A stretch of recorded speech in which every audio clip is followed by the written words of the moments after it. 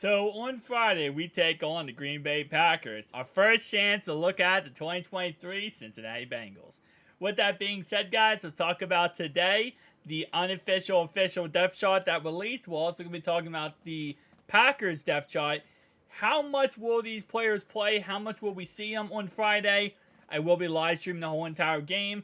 Keep in mind, we have a joint practice with the Green Bay Packers tomorrow. So we're going to see, some actual, contact stuff tomorrow. Last year during, our mixed match practice with the Rams, Aaron Donald decided to swing some helmets. So hopefully this year, everything's okay, everything's fine. But obviously Joe Burrow will not be in practice tomorrow, and he will also not be in training camp and preseason the rest of the time. So it is what it is. We're going to go ahead and get right into it. So starting off right away, certain players will have one series in this game. That's going to include Jamar Chase all the way down here, except for Jonah Williams. Irv Smith is going to most likely only have one series in this game. Tyler Boyd one series, T. Higgins, and Joe Mixon. For the other guys, we're going to see a lot of them. So my guess is, again, I'm just predicting here, for Jonah, Carmen, and Cody Ford, we're probably going to see a half and half of football played for both. So my guess is they might do a first half of Jonah Williams, a second half of Jackson Carman. And we could see this for the whole entire preseason. And what they're going to end up doing is switching off. So the first game is first half, Jonah Williams, second half Jackson Carman. The second preseason game might be first half Jackson Carman, second half Jonah Williams. It's going to be kind of back and forth to see, who is the capable starter and who could win this job. Keep in mind, you're not just winning this job in training camp. You're winning this job in the preseason, right? An actual football is being played. For our quarterback situation, they're still trying to figure out who the backup quarterback is going to be. Trevor Siemian and Jake Browning are going to most likely do the same thing as Jonah Williams and Jackson Carman. We're going to see a first half of Jonah Williams. We're going to, a first half of Trevor Siemian probably on Friday. And then second half will probably be Jake Browning. We could also see Reed come in the fourth quarter, maybe late in the game, just to, not overdo it for Jake Browning.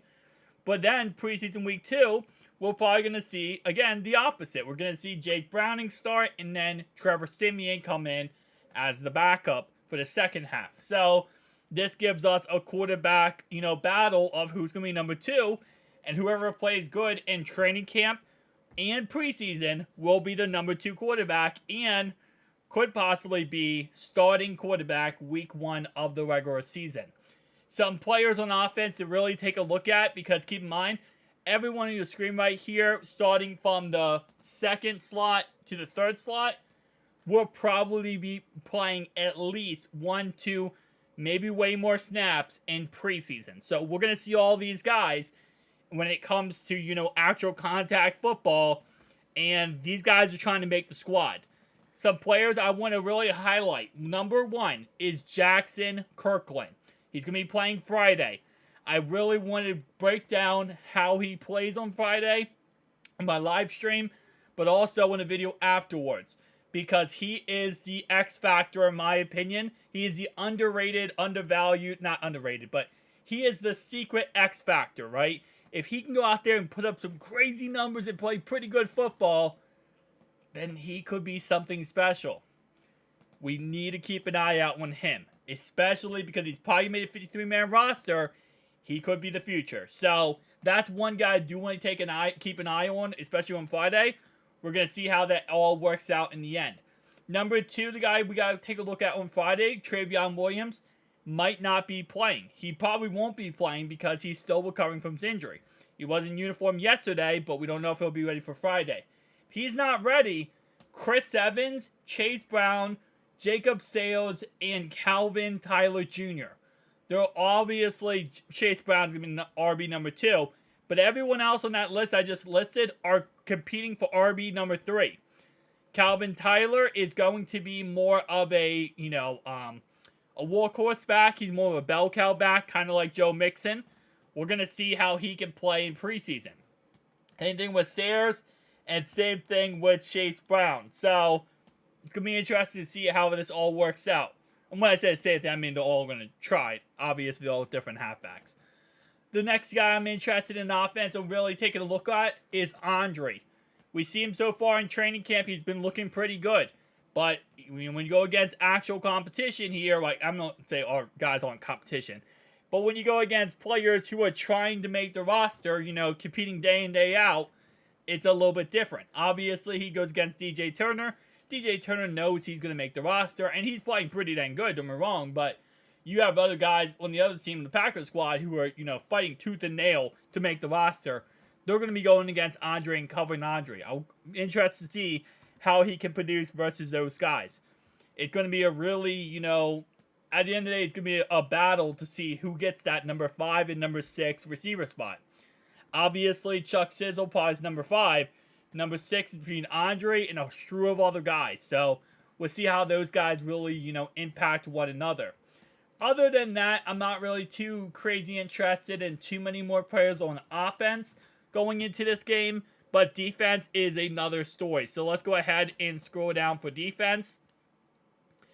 Defense, the guy I'm really interested in. Again, keep in mind, we're going to see one series from all the starters on the left-hand side here. Except for Dax Hill. We're probably going to see a little bit more experience, or a little bit more playtime for Dax Hill than these other guys. And the reason why is because it's his first year as a true starter. They want to see what they have in him. Other than that, the guys I'm really interested in seeing is Myles Murphy. I'm interested to see how fast he is off the, line, how quick he is after getting after players. Keep in mind that Myles Murphy, in training camp has been an absolute monster. He's been a tank at getting after people. So that's going to be, something I'm interested in looking for is how is he able to blossom in that way. Terrell Basham is still hurt. He probably will not be in this game. So that means that other players will get more play time in his absence. Other than that, other than Myles Murphy, the other guy I'm really interested in seeing how they develop in this game, DJ Turner, I am interested to see how his coverage works again against some other receivers. The Packers don't have really top-end receivers. Look at the roster in a second. But they definitely have some receivers who can get open. And I'm going to be interested to see how he can, kind of glue coverage, man coverage, and obviously zone coverage if he ends up becoming a liability at all in this game, which I don't think he will at all. Poison Ivy, I'm very interested to see how he blossoms in this game. I know we looked at a play yesterday, and a lot of people said, like, oh, it was a bad pass on the play. Poison Ivy knocked Chase out of bounds, and he didn't catch the ball. It was a bad pass, but you got to keep in mind that not everyone has Joe Burrow. There's going to be quarterbacks we play this year, like the Cardinals, who don't even have Kyler Murray. They have a backup, and they're going to be throwing some bad passes. So Poison Ivy on that play, that's actually not that crazy, because that could be a Marquise Brown play where the Cardinals' backup quarterback throws a pass to Marquise Brown, and Poison Ivy did not give up on the play and actually makes the knockdown. So keep that in mind. But other than that, though, there's not too many players I'm too crazy interested in watching for on defense in this upcoming game. Again, like I said, I'm interested in watching everyone, but like my particular sensors, going off, those are the guys I'm really interested in. We don't know if Drew Christmas is going to be ready for the preseason Week 1 game. We do know Brad Robbins will be, though. And yesterday in practice, he looked really, really good. I'm punting some absolute gems down the field.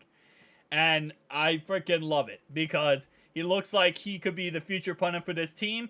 And again, Drew Christman's going to get his chance to, compete and try to get the job. But at the end of the day, we'll have to wait and see what ends up happening there.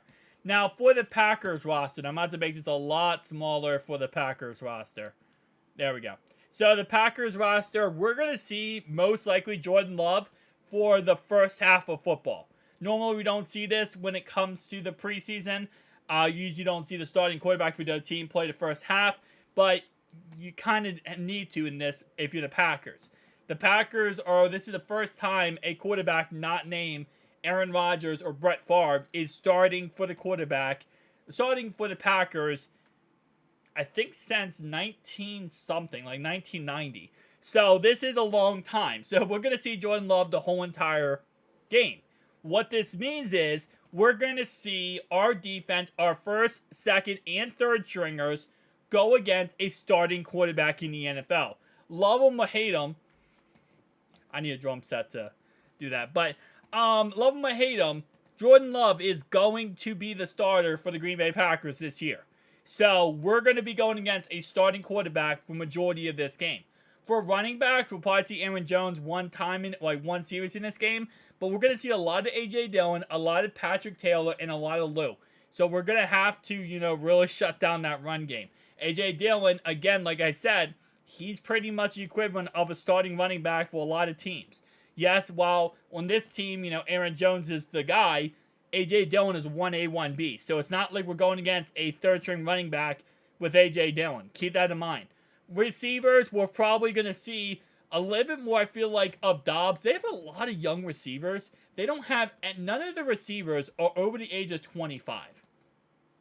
Which makes me think they're going to play a lot of the receivers. Because this is not like old veteran players. These are young guys who are still trying to make a name for themselves. And yes, Christian Watson last year, Romeo Dobbs also made a name for themselves. Actually, a really good name for themselves. But these are guys that we're going to see a lot of, right? And we might see 2 or 3 series with the starting roster, especially because they want to give Jordan Love as much, kind of like realistic playtime as possible. Luke Musgrave, we'll see him a lot. Obviously, rookie. We're going to probably see some backup offensive linemen. Doesn't really matter for us. Now, I will say one thing. Josh Myers, he is their center. Apparently, he's been snapping the ball over the head of Jordan Love a lot of times in training camp. You got to keep an eye out on that because that's going to be awesome if we can get, a defensive touchdown for that. For defense, it's going to be pretty much like us. We're going to see the second, third, fourth stringers. We might see like a series or maybe a series or 2 of the starting defense, but that would be the most we'll see in this game. So it's going to be really just the backup to we're seeing in this game. So guys, that's everything we know right now about the preseason week 1 of Cincinnati Bengals. I'll see you guys in the next one. Peace.